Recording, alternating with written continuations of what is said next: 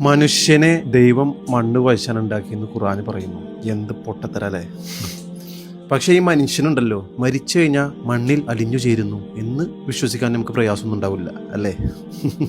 നമ്മൾ ഈ കഴിക്കുന്ന ഭക്ഷണങ്ങളെല്ലാം മണ്ണിൽ നിന്നുണ്ടാകുന്നതാണ്. അതും വിശ്വസിക്കാൻ പ്രയാസമൊന്നും ഉണ്ടാവില്ല. നമ്മൾ ഈ ശരീരത്തിലുള്ള കാൽസ്യം, അയൺ, മിനറൽസ് എല്ലാം തന്നെ മണ്ണിലെ മൂലഘടകങ്ങളാണ്. അതും നമുക്ക് വിശ്വസിക്കാൻ പ്രയാസമൊന്നും ഉണ്ടാവില്ല. നൈട്രജൻ, ഫോസ്ഫറസ്, പൊട്ടാസ്യം ഇതൊക്കെ ഇതിൽ പെടും. ഈ ഒരു പ്രോസസ്സ് ദൈനംദിനം നടന്നുകൊണ്ടിരിക്കുകയാണ്. അതായത് സയൻസിൽ പറഞ്ഞാൽ ബയോ കെമിക്കൽ പ്രോസസ്സ്. ചുരുക്കി പറഞ്ഞാൽ മണ്ണിൽ നിന്നും ലഭിക്കുന്ന ഈ മൂലഘടകങ്ങളാണ് നമ്മുടെ ജീവൻ നിലനിർത്താനും ഹെൽത്തി ആയിരിക്കാനും ഉപയോഗിക്കുന്ന പ്രധാന ഘടകങ്ങൾ. ഇപ്പൊ ഒന്ന് ചെറുതായിട്ടൊന്ന് കത്തിക്കാണും അല്ലെ?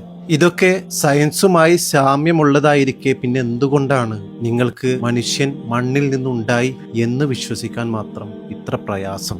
സൃഷ്ടിച്ചു എന്നതാണ് പ്രശ്നം. മിറാക്കിളാണത്. അതൊരിക്കലും സയൻസിന് പ്രൂവ് ചെയ്യാനായിട്ട് സാധിക്കത്തില്ല. Because God's power is beyond what science and humanity can discover.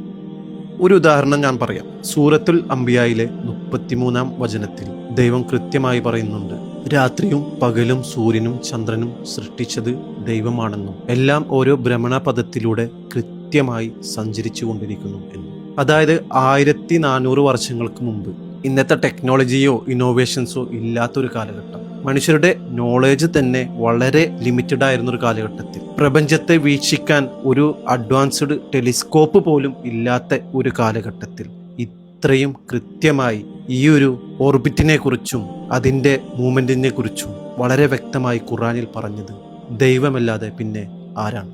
Of course there are signs for those who reflect.